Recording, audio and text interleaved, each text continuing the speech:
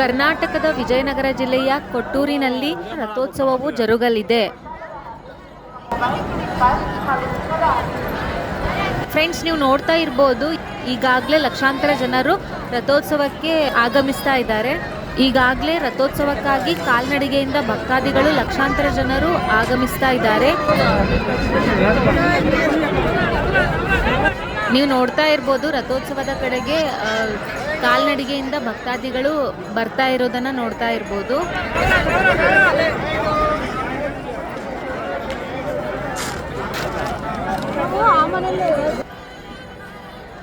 ನೀವು ಕೂಡ ಗುರು ಕೊಟ್ಟೂರೇಶ್ವರರ ರಥೋತ್ಸವದಲ್ಲಿ ಭಾಗಿಯಾಗಿ ಕೊಟ್ಟೂರೇಶ್ವರ ಸ್ವಾಮಿಯ ದರ್ಶನ ಪಡೆದು ಪುನೀತರಾಗಿ. ಲೈವ್ ಅಪ್ಡೇಟ್ಸ್ಗಾಗಿ ನಮ್ಮ ಚಾನಲ್ಗೆ ಸಬ್ಸ್ಕ್ರೈಬ್ ಮಾಡಿ. ಈ ಮಾಹಿತಿ ಇಷ್ಟ ಆದರೆ ಲೈಕ್ ಮಾಡಿ. ಧನ್ಯವಾದಗಳು.